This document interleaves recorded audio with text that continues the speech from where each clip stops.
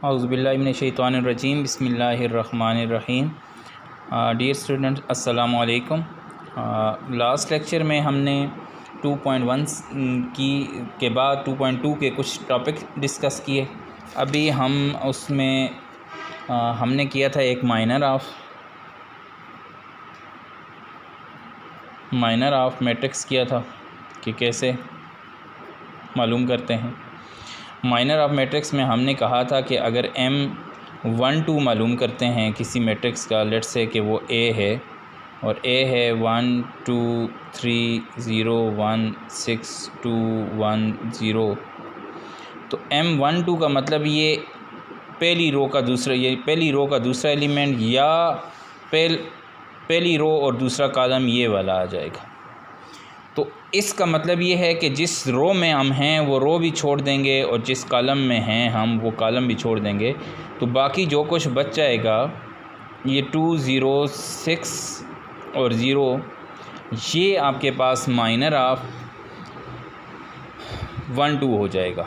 और इसको मालूम करने का तरीका उसी तरह है जिस तरह हम 2 क्रॉस 2 का डिटर्मिनेंट फाइंड करते हैं कि हम 0 को 0 से मल्टीप्लाई करेंगे, दरमियान में 0 × 6 हो जाएगा, तो 0 - 12 हो जाएगा, दैट विल बी -12।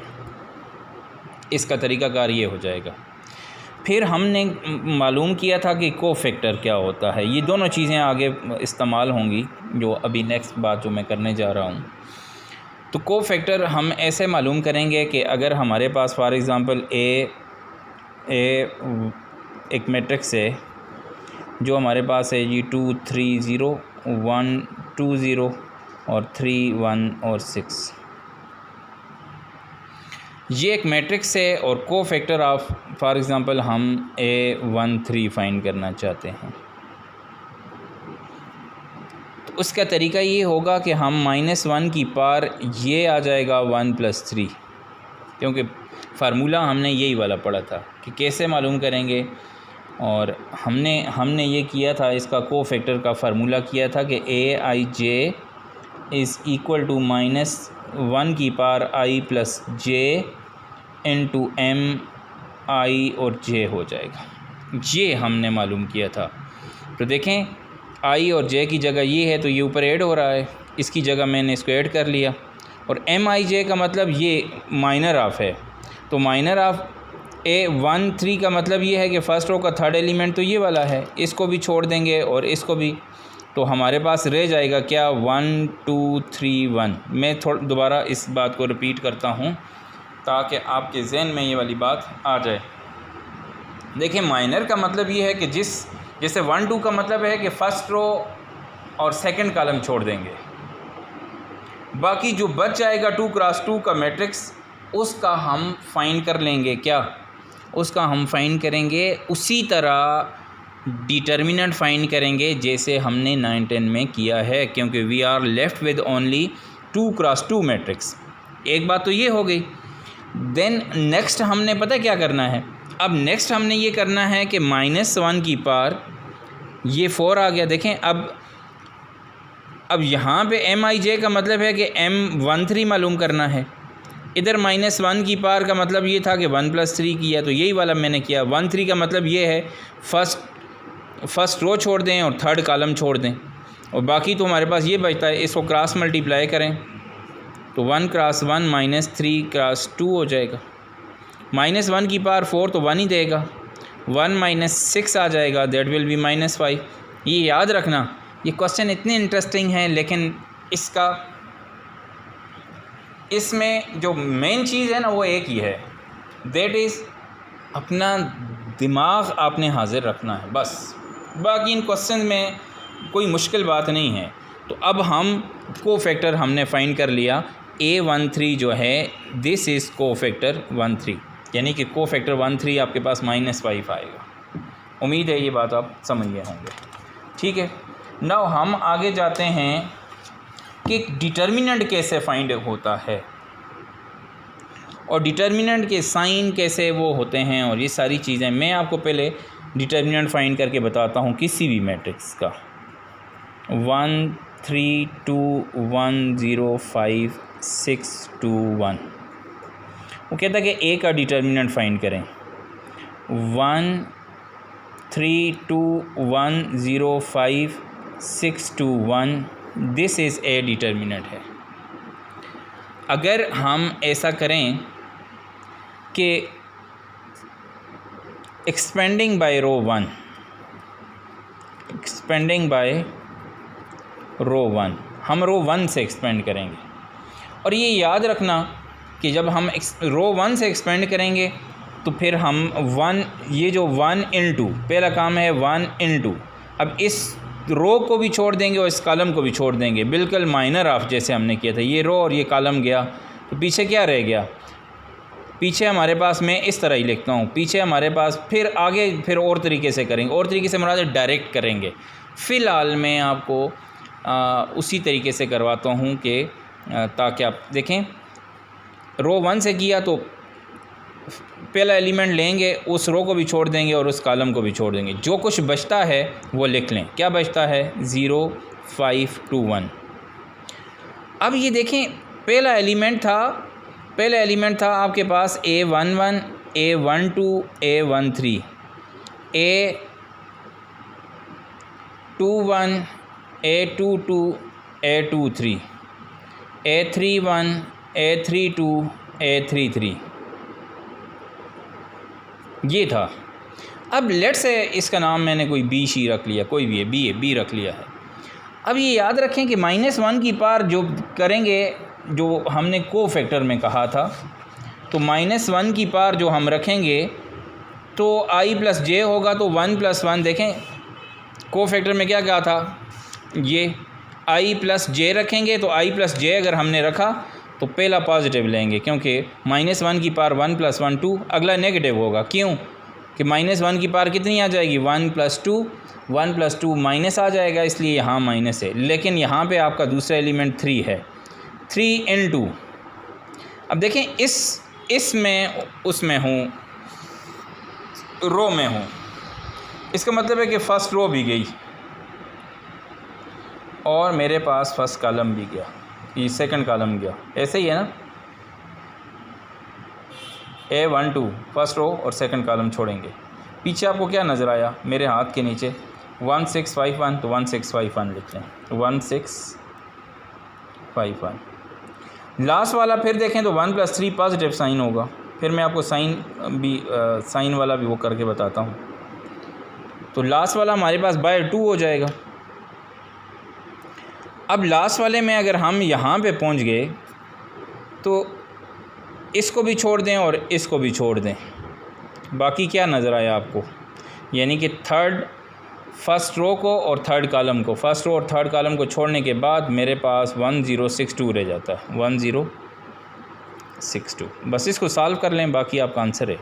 इसको इससे मल्टीप्लाई कर लें तो 0 - 10 हो जाएगा, और -3 into इसको करें 1 - 6 5 30 हो जाएगा, +2 into 2 -0 हो जाएगा, -10 -3 into कितना रह जाएगा?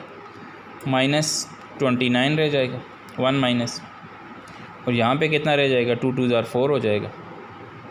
इसको करें तो ये +87 आ जाएगा, मल्टीप्लाई करने से +4 आ गया, 4 और ये 91 हो जाएंगे। 91 से 10 माइनस कर लिए तो 81 आ जाएगा। इसका मतलब है कि डिटर्मिनेंट आपके पास 81 आ जाएगा। साइन का ये याद रखना, मैं इसी के हिसाब से लिखता हूँ। देखें, पहला प्लस, नेगेटिव और प्लस, उससे नीचे ये माइनस हो जाता है, ये प्लस और ये माइनस। क्यों? इनकी 2 + 3 नेगेटिव आएगा -1 की पार पे, और ये हमारे पास क्या आ जाएगा? ये नेगेटिव है तो ये पॉजिटिव हो जाएगा, ये फिर नेगेटिव और ये फिर पॉजिटिव। यानी पहली रो के एलिमेंट अगर मतलब आपको साइन याद हो तो बाकी आपको आसानी से याद हो जाते हैं। ये डिटर्मिनेंट फाइंड करने, ये मैंने एक्सपेंड किया है रो 1 से। आप रो 2 से भी कर सकते हैं, रो 3 से भी, कॉलम 1 कॉलम 2 कॉलम 3 से भी कर सकते हैं। लेकिन मैं एक बात और आपको ये बता रहा था कि हमने क्या करना है, हमने हमेशा रो वाले ऑपरेशन करने हैं। रो वाले ऑपरेशन ज़रा आसान होते हैं, हमने अपने लिए आसानी ढूंढनी है, ना कि हमने ख़ुद को मुश्किल में डालने का। आंसर तो सेम आता है, चाहे आप रो 1 रो 2 रो 3 से एक्सपेंड करें या कॉलम 1 कॉलम 2 कॉलम 3 से। साइन आपके सामने, कॉलम 1 से करेंगे तो पहला प्लस, दूसरा माइनस, तीसरा प्लस, सेम इसी तरह होगा, आंसर सेम आता है फिर इससे भी। तो मैं इसको दोबारा ज़रा एक्सप्लेन करना चाहता हूँ, क्योंकि मैं ये चाहता हूँ कि आप क्रिस्टल क्लियर हों। 1 इंटू ये रो और ये कॉलम छोड़ के ये वाला मैट्रिक्स, -3 इंटू ये रो और ये कॉलम छोड़ के 1651 1651, +2 इंटू जब 2 लिया है तो उसी की रो और उसी का कॉलम छोड़ देंगे, ठीक है, पीछे 1602 1602 आ जाएगा। बाकी आपने ऑर्डिनरी, यानी कि we are splitting 3x3 matrix into 2x2 matrix. हम इसको तोड़ रहे हैं। 3x3 का तो डायरेक्ट मेरे पास ऐसा तरीका नहीं है कि मैं डायगनल मल्टीप्लाई करके माइनस नॉन डायगनल कर लूँ, जैसे मैंने 2x2 में किया था। तो ये आपका मेन मतलब ये समझे ना कि डिटर्मिनेंट फाइंड करना आपका मेन काम होगा, क्योंकि इससे जो है हम आसानी से। मैं एक क्वेश्चन और करता हूँ, क्योंकि मेरा दिल चाहता है कि मैं इसको आप 2-3 दफ़ा देखें वीडियो को ना, इसी स्टेप को, तो फिर आपको और चीज़ें क्लियर होंगी। लेकिन इनमें प्रैक्टिस ज़्यादा ज़रूरत पड़ेगी आपको। मैं फर्स्ट क्वेश्चन का था वो मैं लिख लेता हूँ। a इज़ इक्वल टू था 131 -120। अच्छा, इन क्वेश्चन की एक और खूबी बताता हूँ कि एक तो आपने कॉन्फिडेंट रहना है, आपको ख़ुद पे एतमाद होना चाहिए, मैं कर सकता हूँ। जहाँ से आपने कॉन्फिडेंस लूज़ किया तो फिर मसाइल बढ़ते हैं, क्योंकि माइनस इंटू माइनस प्लस है, ये छोटी छोटी चीज़ें जो है ना, मतलब जब आप दिमाग हाज़िर नहीं होता तो फिर आप क्वेश्चन नहीं उस तरह अच्छे तरीके से सॉल्व कर। आसान तरीका, confidence, you must be confident. Number 2, आप मेंटली प्रेजेंट हों, बस। बाकी ये चीज़ें आसान हैं, नॉर्मली एडिशन सब्ट्रैक्शन है बस। अब a का डिटर्मिनेंट क्या हो जाएगा, अब मुझे बताएं। मैं इसको रो 1 से ही फिर करता हूँ। और साइन मेरे बच्चों को याद हो गए थे कि साइन क्या थे, साइन थे प्लस माइनस प्लस प्लस, जो ऊपर वाला पॉजिटिव है नीचे नेगेटिव होगा, ऊपर वाला नेगेटिव नीचे पॉजिटिव। ये मैं क्या कर गया, ऊपर ये दोनों नेगेटिव हो जाएंगे, ये भी नेगेटिव और ये भी नेगेटिव। अब क्या होगा, अब ये दोबारा पॉजिटिव, ये फिर नेगेटिव, नीचे वाला पॉजिटिव। मतलब ऊपर वाले 3 याद हों तो नीचे वाले आते कहाँ से हैं, मैंने बेस बयान कर दी। बेस क्या थी, बेस ये है, जहाँ पे ऑड होगा तो नेगेटिव आएगा, जहाँ पे इवन होगा तो पॉजिटिव आएगा, वो कोफैक्टर से आता है। अब एक्सपेंडिंग बाय रो 1 करता हूँ मैं, एक्सपेंडिंग बाय रो 1, यानी कि रो 1 से मैं क्या करता हूँ, इसको एक्सपेंड करता हूँ। अच्छा, मैंने रो 1 से जब एक्सपेंड किया ना तो क्या हो जाएगा, 1 इंटू, तो ये कॉलम और ये रो छोड़ी तो क्या बचता है, 2 0 0 -2। आगे -3 इंटू, अब ये एलिमेंट लिया है तो इस रो इस कॉलम और इस रो को छोड़ देंगे, क्या बचेगा, पीछे क्या रहता है, -1 2 0 -2। फिर देखना 3 वाला, 3 लिया है तो 3 वाला कॉलम गया और फर्स्ट वाली वही वाली रो गई, तो पीछे आपको क्या नज़र आया, -1 0 2 -2, ये वाला है। लास्ट वाला साइन पॉजिटिव होगा, +1 इंटू क्या होगा, ये और ये उल्टा एल छोड़ दें, ये एल छोड़ दें, बाकी रे रह जाएगा, -1 2 2 0। अब सिंपली हमने क्या करना है, 2 और 2 -4 हो जाएंगे मल्टीप्लाई करने से, दरमियान में 0, -3 इंटू इसको इससे मल्टीप्लाई करें 2 -0 हो जाएंगे, प्लस इसको इससे मल्टीप्लाई करें 0 और माइनस क्या हो जाएगा 4।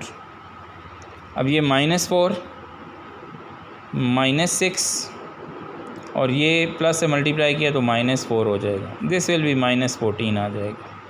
ये आपने क्वेश्चन नंबर 1 का जो मैंने एक डिटर्मिनेंट का कहा था कि मैं करवाऊंगा, वो डिटर्मिनेंट -14 आता है। और मैंने आपको ये कहा है कि आप जिस रो से जिस कॉलम से एक्सपेंड करेंगे you will get same answer, इससे कोई फ़र्क नहीं पड़ता नॉर्मली रो 1 से ही करते हैं क्योंकि हम आदी हो जाते हैं इस तरह। हमारा एक बात याद रखें, चेंज करके भी कर सकते हैं, आपका मतलब आप मेंटली आप शार्प हो जाते हैं, लेकिन हमें चूँकि एग्ज़ाम पॉइंट ऑफ व्यू से मैं रो 1 करता हूँ, तो जब हम एक ही रो से बार बार एक्सपेंड करते हैं तो हम एक्सपर्ट हो जाते हैं, फिर हम कम टाइम में कैलकुलेशन कर लेते हैं। तो मेरा मशवरा ये है कि रो 1 से ही एक्सपेंड करना है, ठीक है। तो अब इसके बाद हम डिस्कस करते हैं प्रॉपर्टीज़ ऑफ डिटर्मिनेंट। प्रूफ मैं कल करवाऊँगा, प्रूफ इनके, क्योंकि एक एक मैट्रिक्स लेके मैं आपको ये चीज़ें करवा दूँगा। अब हम जाते हैं प्रॉपर्टीज़ ऑफ डिटर्मिनेंट पे।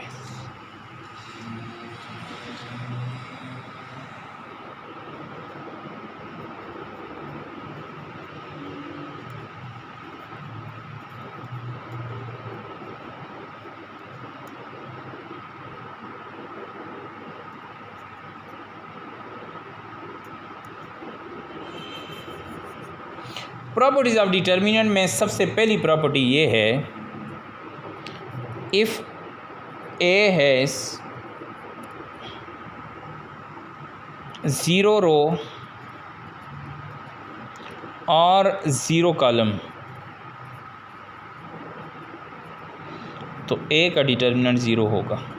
मसलन अभी आपके सामने मैंने एक डिटर्मिनेंट फाइंड किया था, आपके सामने ये डिटर्मिनेंट फाइंड किया था, ये वाला। लेट्स से कि मैं इनको ज़ीरो कर लेता हूँ, जहाँ मैंने क्रॉस लगा दिया ये समझें कि मैंने ज़ीरो डाल दिया, तो बाहर ज़ीरो आया इधर, तो जो कुछ इधर आएगा वो ज़ीरो हो जाएगा। अगर इधर ज़ीरो आया तो ये वाला भी ज़ीरो हो जाएगा, और यहाँ पे अगर मैंने 1 की जगह भी ज़ीरो डाल दूँ, तो इसका मतलब ये हुआ कि किसी रो, कोई भी किसी मैट्रिक्स की सारी रो या कोई पूरा कॉलम, यानी फुल पूरी रो या पूरा कॉलम या सारी रो या सारा कॉलम या any row any column zero हो जाएंगे, तो determinant will be equal to zero. कि हम सिंपल है भाई, थर्ड रो में है तो एक्सपेंडिंग बाय थर्ड रो से एक्सपेंड किया तो क्या हो जाएगा, 0 इंटू समथिंग, आगे आ जाएगा -0 इंटू समथिंग और +0 इंटू समथिंग, तो सारा कुछ ज़ीरो। जैसे मैंने यहाँ एग्जांपल दी, यहाँ भी ज़ीरो कर लो और यहाँ ज़ीरो कर लो और यहाँ ज़ीरो कर लो, तो क्या डिटर्मिनेंट ज़ीरो नहीं होता? डेफिनेटली डिटर्मिनेंट ज़ीरो हो जाएगा। ये तो हमने पहली प्रॉपर्टी पढ़ ली। पहली प्रॉपर्टी क्या थी जी? पहली प्रॉपर्टी क्या है? If A has matrix A has, if matrix A has 0 row और 0 column, then A determinant will be equal to 0। दूसरी प्रॉपर्टी ये है, if A has 2 identical rows और 2 आइडेंटिकल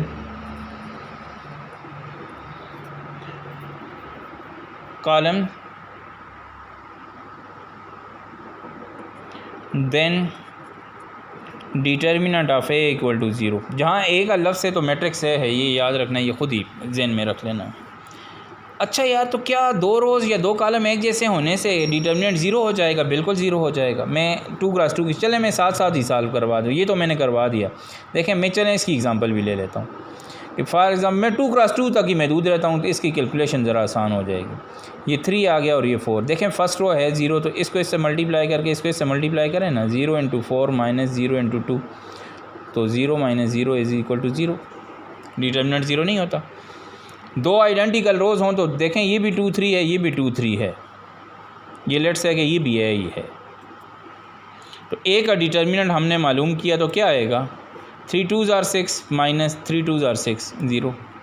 याद रखो 2 रोज़, चाहे वो 3x3 है कि 4x4 है कि जितना भी है, तो हमने ये कह दिया कि भाई जब 2 रोज़ आइडेंटिकल मीन एक जैसी हो जाएं, पहली रो में भी 1 2 3 और दूसरी रो में भी 1 2 3 है, then their determinant will be equal to 0। उनका डिटर्मिनेंट 0 हो जाएगा। मैंने एक छोटी छोटी एग्जांपल्स के ज़रिए आपको बता दिया। देखें कि मैंने एक मैट्रिक्स लिया जिसमें रो 1 भी 2 3 है और रो 2 भी 2 3 है, और जब मैं डिटर्मिनेंट फाइंड देखें, इसी तरह कॉलम भी है ना, 2 2 को देखें तो 2 कॉलम भी आइडेंटिकल हैं। 2 कॉलम आइडेंटिकल हो जाएं तो देन भी हमारे पास यही कहा था कि 2 रोज़ या 2 कॉलम आइडेंटिकल हो जाएंगे तो याद रखें कि उनका डिटर्मिनेंट तो ऑलवेज इक्वल टू 0 हो जाएगा। ठीक हो गया। तीसरी प्रॉपर्टी ये है, if 2 rows or column of A interchange, then A determinant equal to minus A determinant। 2 row change करने से ओरिजिनल डिटर्मिनेंट का जो डिटर्मिनेंट है वो उसका एडिटिव इन्वर्स आएगा। मसलन ए का डिटर्मिनेंट मैं फाइंड करता हूँ, फॉर एग्ज़ाम्पल ये 6 2 1 और 2 था। ऐसा डिटर्मिनेंट क्या था, 6 2s are 12 minus 2 1 is 2, this is 10। अब डिटर्मिनेंट ए डिटर्मिनेंट क्या है, 10 है। अच्छा, तो मैं इस साइड पे मैं ऐसा करता हूँ कि इसको मैं चेंज कर लेता हूँ, तो ए तो ये आ गया, तो मैं इसको ऊपर ले, यानी इसको मैं, ये रो 1 थी और ये रो 2 थी, अब मैं रो 2 को रो 1 बनाता हूँ, 2 2 ऊपर ले जाता हूँ और 6 1 नीचे ले आता हूँ, और मैं देखता हूँ कि इनकी रो में क्या चेंज आए, सॉरी इनके डिटर्मिनेंट में क्या चेंज आएगी। तो अब आपके पास क्या आ जाएगा, 2 1 is 2, 6 2s are 12, ऐसे ही है ना, ये से मल्टीप्लाई माइनस ये से मल्टीप्लाई, कितना आ गया, -10। तो क्या ये इसका क्या है, यही लिखा है ना कि ए का डिटर्मिनेंट जो है वो -a टाइम्स हो जाएगा, उसका साइन चेंज होगा। सिंपल याद रखना, 2 रोज़ इंटरचेंज करने से ओरिजिनल डिटर्मिनेंट का साइन चेंज होगा। अगर नेगेटिव है तो पॉजिटिव आएगा और पॉजिटिव है तो नेगेटिव आएगा। तो मैं 3 प्रॉपर्टीज़ कर ली, इसकी प्रॉपर्टीज़ हैं आगे भी बहुत सारी, तो बाकी इंशाल्लाह हम नेक्स्ट वीडियो में डिस्कस करेंगे। टुडे वी हैव डिस्कस्ड कि हमने क्या चीज़ें डिस्कस की, हमने ये डिस्कस की कि हम कैसे डिटर्मिनेंट फाइंड करेंगे। तो ए का डिटर्मिनेंट फाइंड करेंगे, जैसे ये 2 है 3 है 1 है 6 1 2 3 4 और 1, हम इसको रो 1 से एक्सपेंड करेंगे, एक्सपेंडिंग बाय रो 1। तो ए का डिटर्मिनेंट क्या होगा, 2 इंटू ये रो और ये कॉलम छोड़ेंगे, 2 इंटू जो रह गया क्या रहता है, 1 2 4 1। अगला साइन क्या होगा, प्लस के बाद माइनस होता है, माइनस। अब ये टी छोड़ दें, देखें ये टी छोड़ दिया हमने, तो पीछे रह जाएगा 6 3 2 1, और फिर लास्ट वाला 1 इंटू क्या छोड़ेंगे, ये उल्टा एल छोड़ दें, पीछे रह जाएगा 6 1 3 4। अब इसको कैलकुलेट कर लें, जैसे 2 क्रॉस 2 का है तो हम आसानी से कैलकुलेट कर सकते हैं। 1 माइनस कितना हो जाएगा 8, माइनस 3 इंटू इसको कैलकुलेट करें तो 6 माइनस 3 2s are आपके पास ये 6 आ जाएगा, और प्लस 1 इंटू 24 माइनस 3 आ जाएगा। तो ये यहाँ से 2 इंटू -7 बच जाएगा, -3 इंटू 0 हो जाएगा, और यहाँ से किया तो आपके पास 21 बचेगा। अब ये -14 हो जाएगा, -0 और +21, तो ये आपके पास 7 आएगा डिटर्मिनेंट। और ये तरीका है किसी भी 3 क्रॉस 3 का। ये एक आध क्वेश्चन हम 9th में शायद हमने किया है, ये 2 क्वेश्चन थे, तो ये हमने उधर भी डिस्कस किए थे। अच्छा, फिर हमने ये वाली बात की कि भाई हमारे पास इनकी प्रॉपर्टीज़ क्या हैं। प्रॉपर्टीज़ ये हैं कि किसी भी हमारे पास मैट्रिक्स का कि कोई रो जो है वो 0 हो तो उसका अगर ये ए है तो ए का डिटर्मिनेंट 0 होगा, क्योंकि ये सारी रो इसकी 0 है। किसी भी मैट्रिक्स की सारी कोई रो या कोई कॉलम 0 हो then their determinant will be equal to 0। उसके बाद हमने दूसरी प्रॉपर्टी जो की थी वो हमने ये की है कि भाई अगर 2 रोज़ आइडेंटिकल हो जाएं किसी मैट्रिक्स की, 2 3 1 2 3 1 6 9 9, तो ये इसका डिटर्मिनेंट भी 0 होगा, क्योंकि ये रो 1 और रो 2 आइडेंटिकल हैं। तीसरा हमने ये किया कि अगर हम कोई सी 2 रो इंटरचेंज कर दें किसी मैट्रिक्स की, तो उसका डिटर्मिनेंट जो है वो हमारे पास नेगेटिव टाइम्स हो जाएगा, कि हमारे पास ए डिटर्मिनेंट जो है वो नेगेटिव ए के बराबर होगा। अभी हमने ये वाली जो है ये डिस्कस की कि ए का डिटर्मिनेंट माइनस टाइम्स ए के डिटर्मिनेंट के बराबर होगा। पहले ए का डिटर्मिनेंट फाइंड किया 10 आया था और यही एग्जांपल हमने की तो ये -10 आया। ठीक है, होमवर्क आपका क्या है? होमवर्क आपका फ़िलहाल इधर नहीं है, आपको मैं डायरेक्ट ऐसे क्वेश्चंस पे ले जाता हूँ कि जहाँ पे आपने क्वेश्चन नंबर 4 के आपने जो है पहला, दूसरा, तीसरा और चौथा पार्ट। क्वेश्चन नंबर 4 होमवर्क क्या है? क्वेश्चन नंबर 4 पार्ट 1, 2, 3 और 4 ये पहले करने हैं क्योंकि डिटर्मिनेंट से ही रिलेटेड हैं। आपने सिर्फ डिटर्मिनेंट फाइंड करना है और कोई मसला हुआ तो क्वेश्चन मुझसे पूछ लें। तो फिर उसके बाद क्वेश्चन नंबर 2, अभी डिटर्मिनेंट्स की प्रॉपर्टीज़ पूरी नहीं हुई तो क्वेश्चन नंबर 2 से फिर स्टार्ट करेंगे क्योंकि डिटर्मिनेंट हमने तरीका सीख लिया मालूम करने का और क्वेश्चन नंबर 4 में डिटर्मिनेंट ही मालूम करना है। तो पहले आपने क्वेश्चन नंबर 4 सॉल्व करना है। अपना ख्याल रखिएगा, कोई मसला हो तो क्वेश्चन ज़रूर करें, मैं क्वेश्चन का रिप्लाई करूँगा। बहुत शुक्रिया, अस्सलाम वालेकुम।